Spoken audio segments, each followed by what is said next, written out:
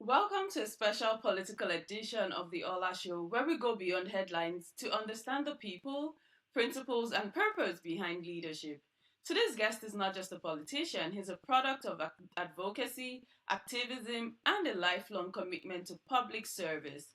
Honorable Obe Razak's journey into leadership did not begin in government chambers. It began in the halls of the University of Benin, where he first found his voice. As a student, he became actively involved in advocacy and campus politics, standing for representation, student welfare, and responsible leadership. It was during those formative years that his passion for justice, policy, and structured governance began to take shape. From grassroots mobilization to structured political engagement, his evolution reflects a steady progression from student advocacy to national relevance. Over the years, he has built a reputation anchored in service, strategic leadership, and nation building efforts. A journey that has been celebrated across milestones of his life and career. In today's conversation, we will explore how early activism shaped his political philosophy, the realities of his current appointment, his perspective on the state of Nigeria, his contribution towards nation building, and what 2027 may hold for his political future. It is the Ola Show. I am Olaomi Oyede.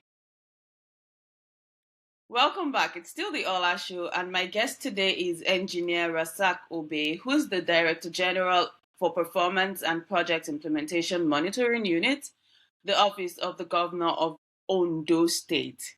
Engineer Obe Razak, you're welcome to the show. Thank you. I'm happy to be here with you. So, like I mentioned earlier, your career started in the University of Benin. And I remember that vividly when you were contesting for the SCG president for the University of Benin. My first question for you today is what lessons from your early experience in leadership still shapes the way you make decisions today? Thank you very much, Ola. Leadership is all about people, Mm-hmm. and the fourth condition of leadership is empathy. So, people who believe in advancing the cause of others, they are much more likely to excel in leadership than Mm-hmm. those who don't care about the feelings of others. So, from the beginning, I saw how people responded to my empathetic approach to leadership, and I've sustained the same because I know it works everywhere. That's interesting because I know that people don't care about what you do, they care about how you make them feel. So I guess Yeah. that's why empathy is very important in leadership and governance. So in your current appointment, what are the top three priorities you have, and why do they matter every day? First, it must be delivered to the people because Mm-hmm. government, in the first place, should do for others the things they cannot do for themselves Yeah. or the things they find so difficult to do for themselves. That's Mm-hmm. the essence of government. Yeah. And the things you do include security, infrastructure, Mm-hmm. and general welfare of the people. So for me, priority number one about leadership is identifying the needs of the people and Yeah. rank them by their expectations. Mm-hmm. Number two is to deliver value as quickly as possible, Mm-hmm. timelessly. And number three is to ensure that whatever value is delivered is done sustainably. We don't want Oh, to give the community a road in 2026, and by 2029, they need the same road again. So when yeah. we build with the future in mind. Okay, great. So just give us an overview of what your current appointment entails. What's your day-to-day activity like? Fantastic. As a Director General of Performance and Project Implementation Monitoring Unit of the government, primarily my job is to formulate policies, incubate the same, and help MDAs in execution. I also have responsibility to delineate expectations, issue KPIs in collaboration with MDAs, and also measuring how people are fulfilling the governors and the government's expectations based on the key performance indicators already delineated. And project implementation monitoring, not only projects, even programs. Whatever the government does, my job includes making sure everything is done per plan. So the governor has his agenda, his acronyms put together that aligns with the SDG of the United Nations. So the 17 goals of United Nations are the guiding factors around our his agenda. So every day we look at what everyone is doing, all components of governance, all strata of governance, aligning the same to reduce noise. People aren't expected to work in silos. They have to be informed about what the governor wants to do. Once the direction is clear, it's easy to get people to follow. So my activity daily is to say that things are done right. Wherever things are not done right, I also have the obligation to inform the governor. And of course, a lever will be activated with a view not to necessarily punishing anyone, but encouraging them to do what is right. That's how we're focusing more on a reward system for excellence, not on punishment for failure. Mm. Okay, so okay, so when you measure these projects, right, how are you able to ensure that people deliver on what they promised? Because I mean, one of the major issues people have with governance and with government projects is the fact that contractors overpromise and underdeliver, and holding them accountable to the things that they've been to the contract that they've been awarded becomes a challenge, right? And it goes from one administration to the other. And then you have so many uncompleted projects, so many contracts that have been awarded, and little to nothing has been done. So, how are you able to ensure that these people actually deliver on those projects and you hold them really accountable for what they've been commissioned to do? Fantastic. So the first port of call is putting all of the requirements, all of the activities together, and we have a dashboard where you see what is going on. That dashboard, you must provide updates about what's going on in your MDA at least once in a week. We have a Okay. contact person who does that for that unit. It's what you are doing that you have identified yourself that we're going to be ranking you or monitoring you on. And we also do what we call peer review. If you are working in the Ministry of Information, someone from the Ministry of Health will check what you're doing for so Okay. many reasons. Leveraging, for instance, if something is working well in this MDA, why not attempt to do the same in another within the same government? So Mm. making sure they do what they do is to get their buy-in the first place. Peter Drucker talked about management by objective. Let everyone know where the government is headed. Let's work together to identify all resources needed to succeed. Once those success factors are in place and they are stewarded from the governance level, remember, there is nothing we're doing that can be done without a strong support, the strong support of Mr. Governor. Since he's committed to making a difference and he knows that you can't win in governmental activities without putting strong processes in place, we are persuaded that we are better enabled to succeed because we've got that strong political support. Okay, that's good. So I see how well you're implementing your project management background in your current office, which is really great. So another thing is, what systematic challenges have you encountered in office that the public may not fully understand? Because the average person expects that once you get in office, they want to see results and they want to see it now. So what systematic challenges have you encountered that the average Nigerian, especially the young Nigerians, would not understand? The first thing is the undercurrent. Mm-hmm. When you're in a public space, you face some headwinds everywhere. To Mm-hmm. start with, some of your friends, even though they knew you, they knew what you stood for when you were in the private sector, even if you enter into governmental environments, their logic is, you have joined them, they are still in the looting. So people begin to query your credibility and they try to discredit you. which is really unfortunate. So mm, you are facing that from the streets. Then within the government, we have all manner of interest. However noble your idea is, there is someone who feels that idea makes them uncomfortable.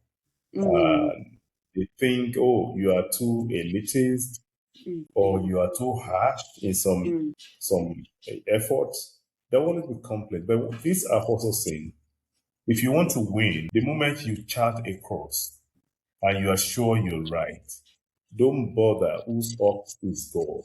Just go forward and execute. The same people who are complaining, they're going to clap later, even since the time of Obafemi Awolowo. In one of his interviews, he said on his letterhead, he put letter I read Ebu Dollar means someone who was mocked yeah, initially. They later praised him. mm, When he initiated the free education model, mm, so many people didn't believe in him. Some mocked him, some thought that was impossible until he got it done. So mm, the same is true today. To make a difference, delineate where you're headed, get support from your team, expand your support to the people, let them understand what you're trying to do. By the time they begin to see your result, of course, they're going to align. So there will always be people standing on the path. Election factors, the people on the streets, they have all manner of funny expectations. Some people don't mm, even know what governance is. Despite the progress made, for instance, in the past 2 3 years under the current president, some people think the country is tough. They're not looking at the numbers. It got worse. Now it's getting better consistently. Naira has been stable since December 2024. It never went above 1,600 all 2025. And people are now saying that as we speak now, it has come under 1,400. And that is not happening because someone is just monkeying around. It's mm, happening because of strong policy thrusts, thrust that has thrusts that have helped to steer this country to the path of sustainable development and growth. People work around the clock to make some changes. So those who are immediate direct beneficiaries, sometimes you wonder why they're the ones who complain because people are driven by all manner of sentiments. Some they suffer from the pain of election they didn't win or their candidates didn't win, and they mm, remain petulant. They remain dissatisfied. However, what you give them. So for us in government, President Shetima said to one aspirant at a time, he said, "You are not going to sell ice cream. If you want to, leadership is not selling ice cream. You mm, don't care who is happy or clapping. mhm, Just do what you think is right. yeah, Make sure your fundamentals are strong because when you miss something in governance, you cause pain that will radiate to so many places. And for those who think going to government is where to help yourself to better your own lot personally and financially, I think is pure madness. If you want to make money, go to the market and do contract, do be on your own. If you want to mm, serve the people, there is no money in government. It's service. I can say that again and again. For people like us who have chosen that path, I'm happy every day that I'm serving, that my decisions when I sit at that hallowed executive chambers, I'm happy that I'm part of decisions that are shaping the lives of people positively. And I'm excited that if we do what we must do, that Nigeria in no distant time can become civilized and developed. So who wouldn't like to do that? To hand over a country to our children, way better than the one we met, and to be part of that process to make that change.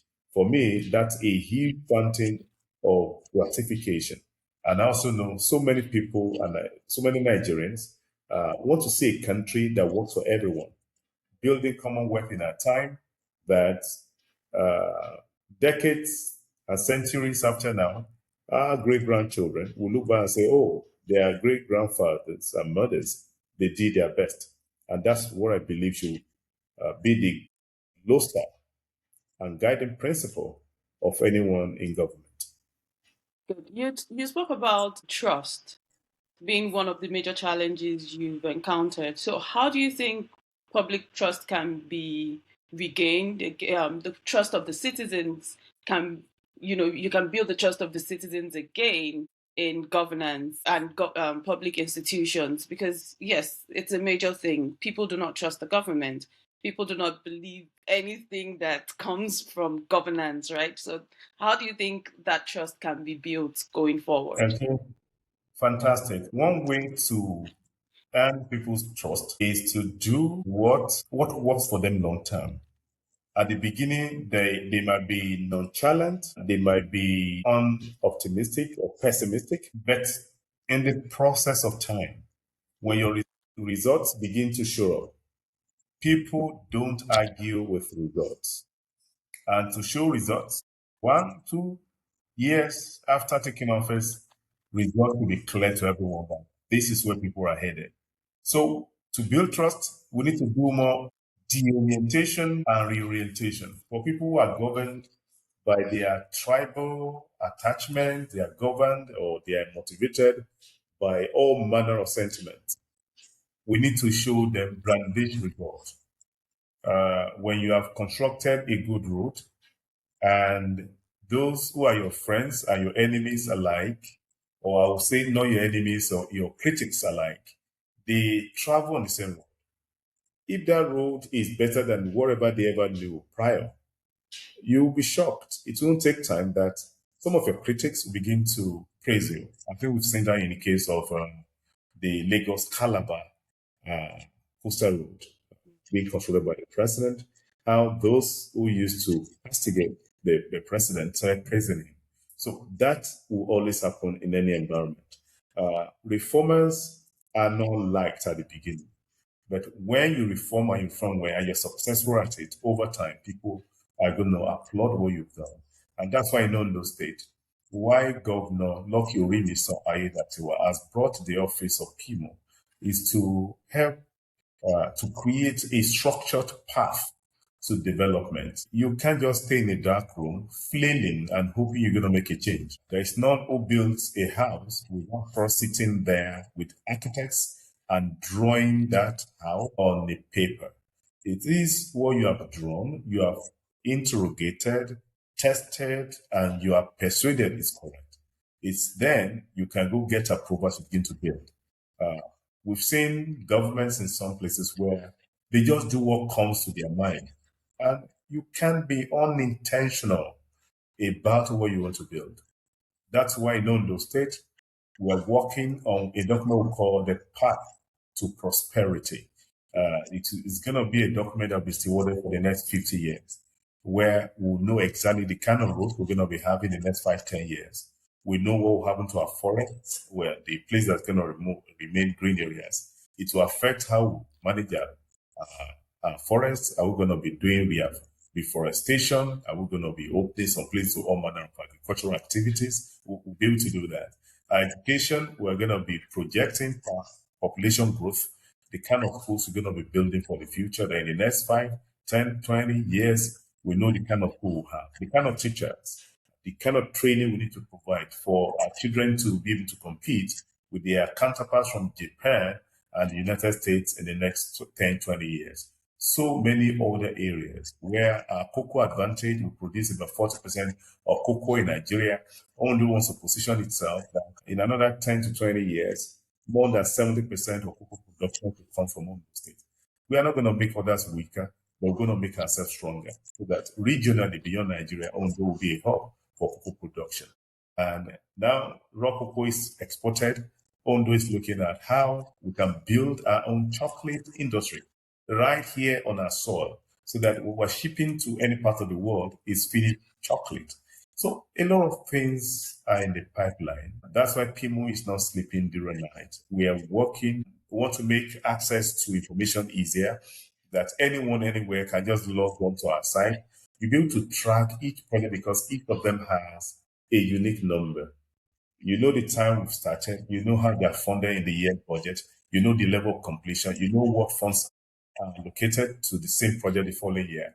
And the date we say we're going to complete, if you say 24 months, anyone anywhere could come and confirm if that has been delivered in 24 months. Do we have bottlenecks that are not allowing authorization to be smooth or fund release to happen as at when due? These are things that even ordinary citizens can pick up and say, hey, this project is not going as planned because XYZ is going on. Then government can easily respond. Because when you operate in the dark and people don't know what you're doing, that um, lack of transparency, that opacity in itself, I see it as a major source of corruption. If you know you have the obligation and responsibility to tell your story, and you know people who are asking questions, you are apt to do way better because you have to be accountable. And that's what Gomrai, that's why he's doing that. Hold everyone accountable, including himself. Let our promise to the people of Ondo State be fulfilled, and the same should be fulfilled right on time. Okay. Out of curiosity, what's the major source of IGR for Ondo State? Is it agriculture or what is it? Of course, yes, it's agriculture. And is that People, cocoa? cocoa is the chief among them, but Okay. we have other crops. We have cola nuts. We have Ondo is one of the biggest of tomato in the entire southwest, and so many other crops. Cash crops. We have plantain. You see tons upon tons of plantain leaving Ondo State for for markets in Lagos and other places on a daily basis. So our people, 65% of Ondo State people are farmers. So from yam to anything that people eat, Ondo State is a net producer uh, of those crops. Okay. So in terms of industrialization, because if we have if if we have cocoa as a major source of income for Ondo State, I would expect that by now we'll be making chocolates, we'll be making beverages, we'll be making a whole lot of things. So how is that going? Do we have chocolates that is from Ondo State, or is that a work in progress?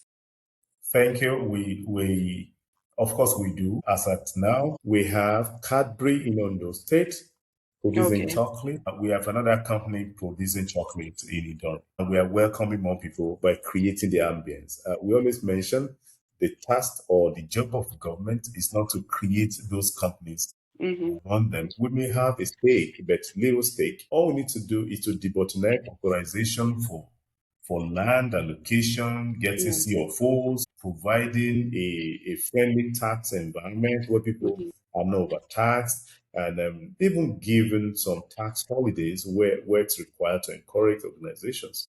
So Ondo State has invested so much in security.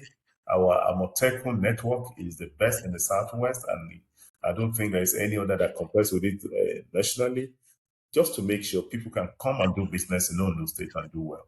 And here we have quite a number of companies. Mentioning them may be like patronizing or advertising for Mm-hmm. them, but so many hundreds of thousands of farm hectares are already thousands of hectares are allocated to various organizations who are into palm oil production that we call red gold and other agricultural activities. So Ondo, from the investment that we know going on in the States, IGR is going to take an uptake dramatically in the coming years when all of these activities begin to yield results. Okay, that's great because the other question I was going to ask was security, and you already touched on that. I'm glad to hear that a lot has been invested in security. So that means that for investors, they know that they are safe and their investment is safe when they invest in Ondo State. Am I correct? Okay. All right, great. So in your honest assessment, what is Yeah. Nigeria's most urgent leadership challenge today, as at 2026, and what must be done immediately? 2027 is around the corner, and a lot of campaigns will start coming out. So what is the major leadership challenge we're having, and what must be done immediately? Okay. What should be done is for people to know more. I've seen an abysmal level of ignorance, particularly the younger people, the generation. They never knew what we met the military governance. Mm, They not study anything. We understand history is no longer taught in schools. So people don't know. And you see people who are going to be influenced by influencers on social media. It is where XYZ person, what a comedian says, what a singer says. That's what is governing how someone is going to vote. Remember the Mm. NSAS crisis? When it was going on, I said, these guys are so naive. Yeah. People sat somewhere, they said if they protested for 1 month straight, the United Nations was going to take over the governance of the country. You can imagine that point of naivety. Someone believed that if they had a Nigerian flag, that no Mm. soldier or police can shoot a tear gas or whatever at them. The rest is history. You saw how Mm. naive they were protesting. Uh, they asked for leadership, people that the government could talk to. They said nobody, they didn't trust anyone to represent them. What a headless mob. It was headed for a disaster, and that disaster was harvested. Tens of people, if not hundreds of people, were killed, husbands, wives, policemen. The last time then they said over 100 policemen killed around the nation. Who does that? So that level of ignorance is actually calamitous for the Mhm. future. You see people voting for someone that when you give the person the microphone, tell us what you're going to do. The guy can't even explain anything. So if you have a candidate that has nothing to offer, he can address simple issues, and you just know, oh, you're supporting because is the best, is the best. Why is it the best? You can explain. So I think the biggest urgency is national de-orientation and reorientation. Nigerians want to understand what Nigeria means. And for those people who are motivated by their tribal lanes, they just want their tribal person to be president or anyone, they should begin to look the other way. They should begin to look inwards. Yeah. That someone in your tribe wouldn't change anything. Your tribal people who have been governors in your home states, what difference have they made in those states? Are those states better than the rest of the states in the country? The answer is no, no, no. So how did they not create that illusion that if Mm. someone from this tribe becomes president, they're going to be fine? So people are lying to themselves, and that needs to stop. It's when we have people who are dispassionate that they can go into elections and vote the right people at their own perception and conviction, not because they are sentimental. Okay. Good.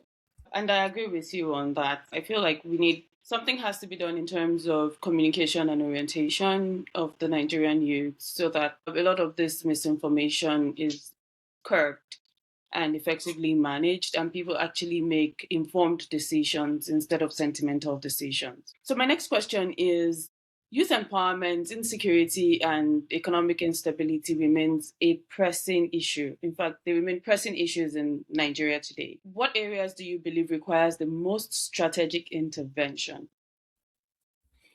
Thank you. Our youths need the basic things that their peers anywhere in the world need. They need electricity. Mm-hmm. You can't run this civilization when there is no power. Yeah. And everyone sitting in those government houses at the national level, they need to understand that pressing need for them to be more responsible. Mm-hmm. Some people feel they privatize electricity, people should fend for themselves. How? So, if you don't give electricity, what kind of development will you expect? As our population is growing, this generation of people, they want access to the world. They want high-speed internet. They want electricity. They want basic housing. That's all they need. If you give them all of this, Nigerians are very productive, very, very resourceful. They're going to shock the world with the kind of outcomes we're going to get. So, and let's support them. Let's not arrest people and harass them because they've got a laptop in their hands. Mm-hmm. We should give them an environment where we know that they can thrive. Everyone should know that give these people the tools that they will perform. I mean, uh, we should view the younger people with some optimism that they've got something in their hearts and in their head that will make this country better if we support them. And number two, we must tell them the truth. The youth's tendency is there for them to think the world is made for them and they come entitled. If they don't have it their way, it's not gonna work. They need to understand that the world does not revolve around anyone's shoulder.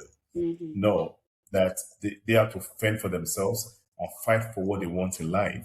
And what they do, they're fighting selfishness when they fight for themselves alone. They should know that they have got some communal responsibility as and as a citizen of this country. Yeah. When you fight for yourself, fight for your brothers, sisters, community, with that, they're going to build something way better than we have seen so far. Yeah. From all I know is people are intelligent, they are forward looking, and I'm so sure for the future of this generation that they're going to do way better than them. Sure. So, how can Nigeria balance political competition with national unity in such a polarized nation? Our climate is very polarized. How do you think we can balance the political competition with national unity? The biggest thing you can find in the political space is the issue of tribe and Mm, geopolitical zones dichotomy. You see a former governor, someone who has been a minister, making it sound like the North is not going to vote. The North is going to. I mean, those funny sentiments, reckless, careless statements. You see people saying it must be, you can't have Muslim ticket, mhm, Muslim Christian. I mean, funny imagination. If mm, you have a Muslim and you have a Muslim and I have a Muslim, does that mean they're not going to perform? If all of them are Christians as well, are they not going to do well? So why do people dissipate too much energy on inanities?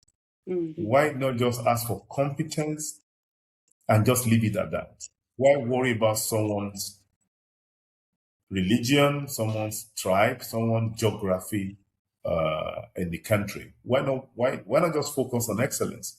So, and the people who are transported by the negative wind, there is nothing you tell them that's going to change them. There's nothing. Uh, someone, a serial killer who has been found guilty and jailed. Some of his people still think if you don't bring him back, the country is not going to make progress. So how do you explain that? Someone from his own parallel governance in this country, someone who killed his own people in their thousands, someone mhm, who destroyed property, what billions, if not trillions of naira. Jokers still believe that he must be free. They don't care. So that's the country we live in. And the reason why the polarization might not be easy to remove. But what I know is the government has the duty to embark on massive campaigns that will help people to understand the need to work together to build a country that works for everyone, not a country that works for a tribe. And mhm, the idea of national cake, where they think they will partake, that the national cake does not exist actually, is national penury, national mm, squalor. Remember, for many years, people from a certain part of the country, they were the military heads of state. mhm, How is there places today? Kano was where Abacha came from. Watching in Kano, how is Kano better than Calabar? So it means record has shown mhm, that where someone comes from has little or nothing to do with how the place will be. Obasanjo is from Abeokuta, Ogun State. How is Abeokuta better than Umuahia? And Jonathan from Otuoke and Bayelsa. How is Bayelsa and Otuoke better than Kaduna? So means wherever you're from is actually not a factor, so to say. A good leader will do well towards everyone. I mean, including those who are not even from Nigeria. It's the duty of a good leader to do well. My advice is to casually ignore the noise of those who don't want the country to be united, who polarize. Uh, they should not allow politics to the political temperature to rise to a level of violence we have seen in the past. We've seen some pockets of violence here and there. It shouldn't repeat itself. 2027 election should come and go fine. People threatening they're going to fight, they're going to their blood. I mean, we've got some presidential aspirants mentioning blood, mentioning not allow people to do this. All those threats are empty threats. The kind of election we now have, for people who don't know, and for the political oppositions who have been lying to people, the day BVAS was invented, that was the day rigging actually ended. Every individual voting must be authorized by BVAS. So if in a polling unit, people authorized at 20, only 20 votes can come from that place maximum. Yeah. Unlike the Obasanjo days, there are polling unit where only 25 people live. They will go and bring 700 votes. That was the days where elections were just nothing. People would just complete papers. But now with the beavers, people don't forget that they worry about IREF, how the results are uploaded real time because of their ignorance. You see, a lot of people making comments about elections, know nothing about it. They are so ignorant. I remember when they brought a presidential aspirant to come and speak about it, he knew close to nothing about IREF. He didn't understand it. So when you've been authorized, that's what they call accreditation. Yeah. After you have been accredited, you can now vote. When you vote, all the agents, they sign a form. All of you will sign the form. If you don't sign, it doesn't matter. A copy of that, the one that belongs to INEC, is snapped there and uploaded into IREF from that polling unit. So some people were making case the other time, yeah, it should be done real time or not real time. Okay. As we're speaking, network can fail. I want to send something on WhatsApp because of the size, it's not delivering real time. But when I get to where there is network, automatically it will be. Yeah. So you want to put a law that says it because it didn't upload at 4:30 p.m. It invalidates that vote from that unit. Doesn't make sense anywhere. It certainly doesn't make any sense. Whatever you're querying from that unit, you can bring your own agency.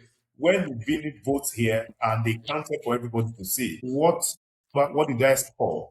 How does your own paper from that unit different from what the other people are circulating? I've heard people who said, oh, they can rig everywhere. They also don't know that when INEC wants to conduct an election, they don't have those thousands of staff. No, they use NYSC members, people you don't know. You don't even know their clients. I do my election in my place almost all the time. Somebody from Jos, somebody from South, different people are the INEC officials.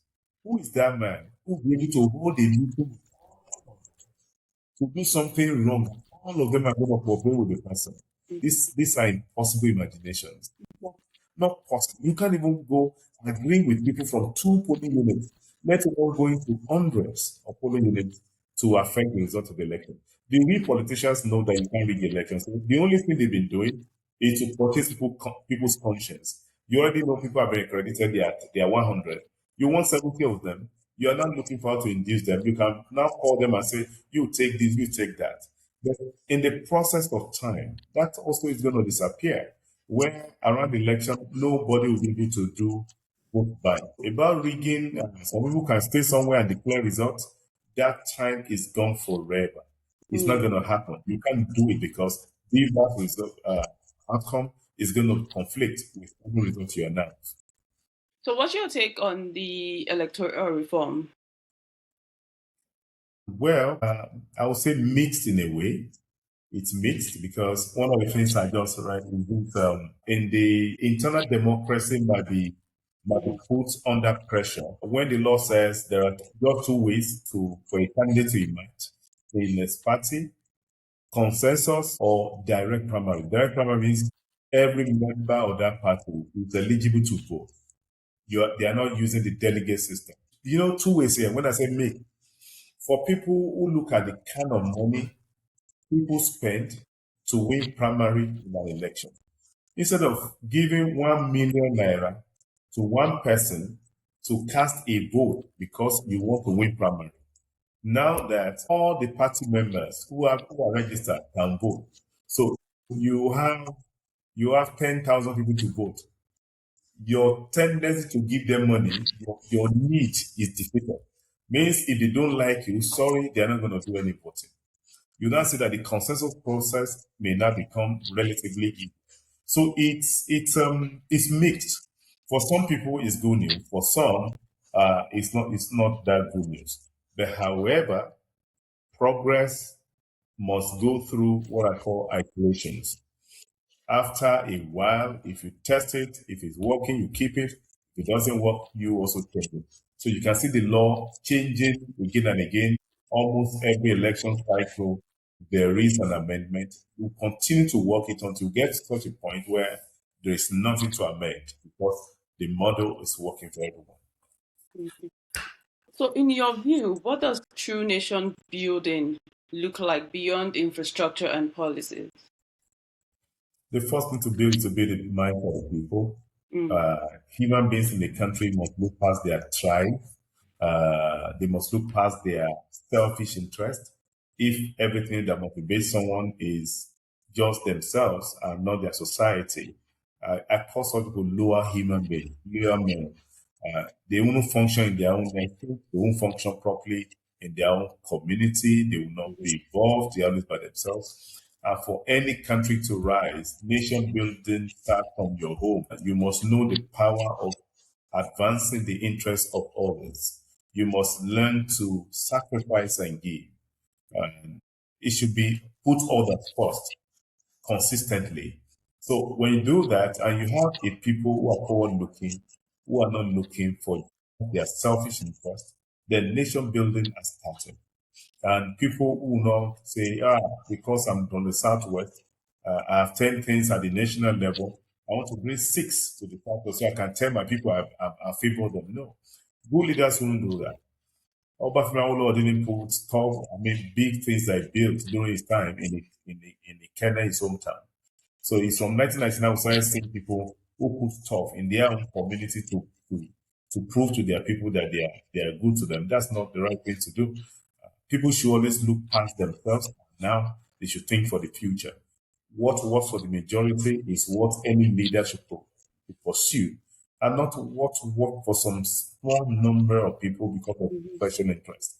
So building a nation means all hands must be on deck. We must speak a language that everyone understands, and we should continue to work on the things that are not correct. For those who hold counterproductive, anti progress views, we also should be bold enough to meet them and tell them that they should abandon their ruinous path and face what works for most people. That is the only path to success, not chasing tribal, mhm. religions, and some other interests at the expense of the good of the country. Okay, great. So, as we look towards 2027, what role do you envision yourself playing in Nigeria's political future? Well, 2027 is almost here.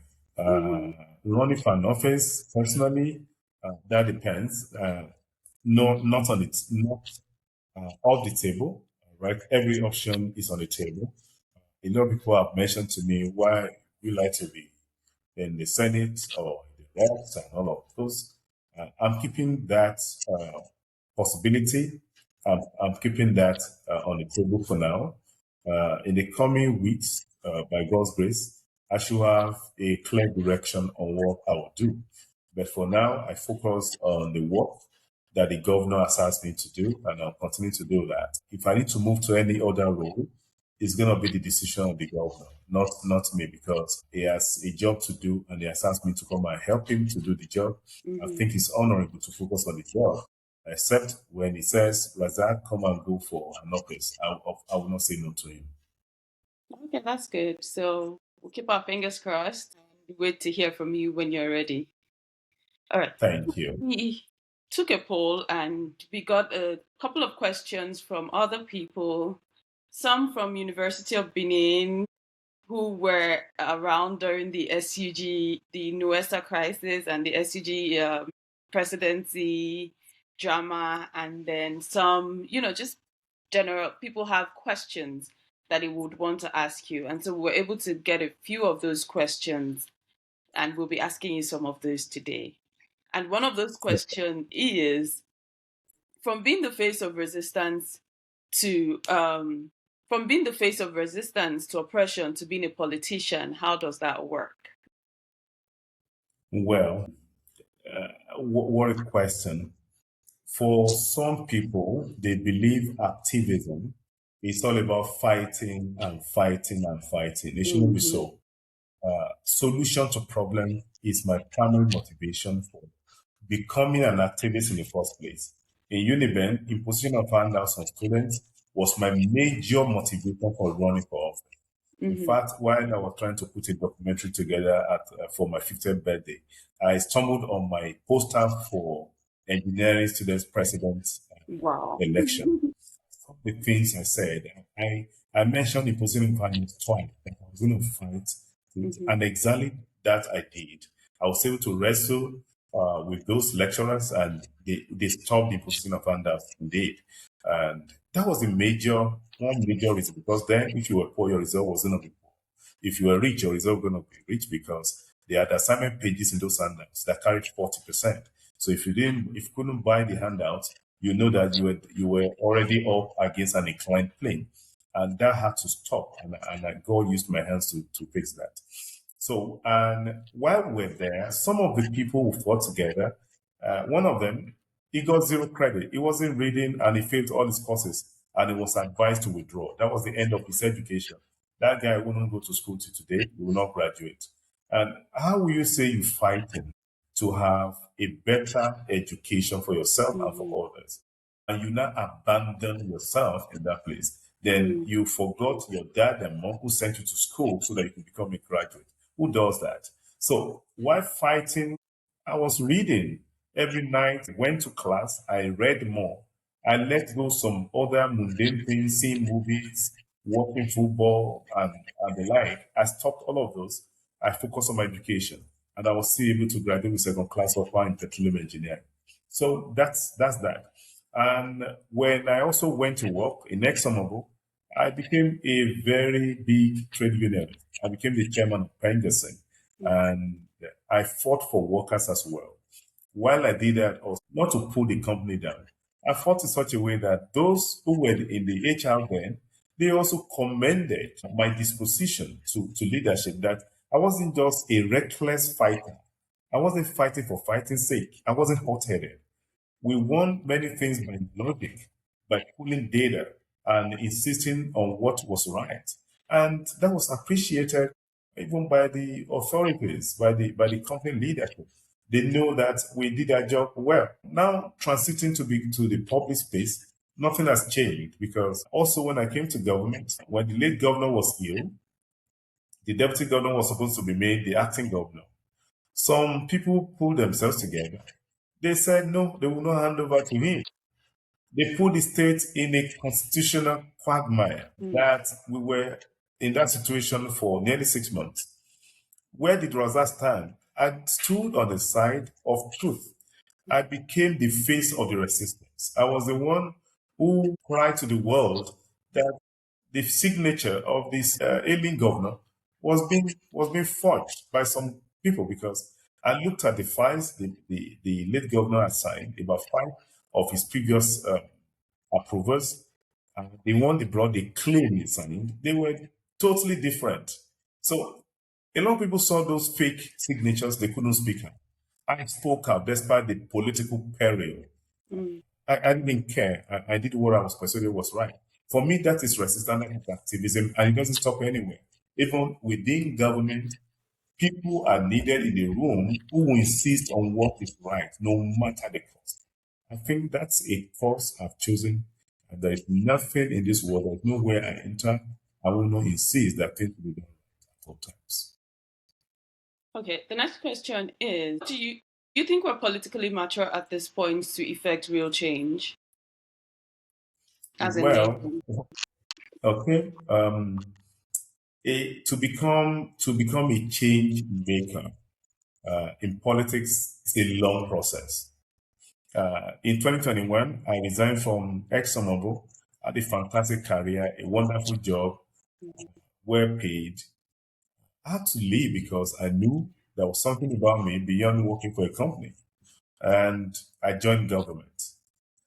Being there, having been a commissioner twice, now I'm the DG of Chemo. I've been the executive council of the state since 2021. I know what it is to govern. I've seen government at the government level. I've seen other peers. I've seen governance, and I've taken. I thank God for the governors I've had. They've exposed me so much. I've had to represent them at various fora. So I've seen governance. If you don't have that experience, it's difficult to provide leadership in Nigeria. Any governor who has not had any of these experiences I mentioned, perhaps might spend the first 2, 3 years of his administration still learning what to do. But if you have served as a commissioner, you understand how bureaucracy runs, you understand how a political system runs. So am I mature or right to effecting the change? Where I am right now, with the support of the governor, a policy maker, and the one who can push policy issues to get it done. That's a good place to be in government, where the governor beckons to you to see what things that will move the state forward. To now rise beyond that position and become something much more powerful than now, I can tell you for free, that rests squarely in the hands of God, the owner of all things and the giver of all things. But I do believe that after now, there'll be something greater ahead where I will have some stronger governmental lever to effect some faster and stronger changes. Okay, the last question is, this person says, no administration is without room for improvement. In your view, what 2 areas do you believe the current administration could improve on? Speed, who the governor has identified, and part of why I put people in place, he wants things to be done timeously. That's one. The second one is to do things sustainably. And when you see everything is building, it's not taking the lower mark. It's insisting on the best and the best alone. It doesn't care about the cost. I think that's important. So these were areas before roads constructed before him. 5 years down the line, the roads are bad again. So those things are changing. So those are areas of improvement, and we're already working on the 2 areas to get things done faster and have outcomes that are sustainable.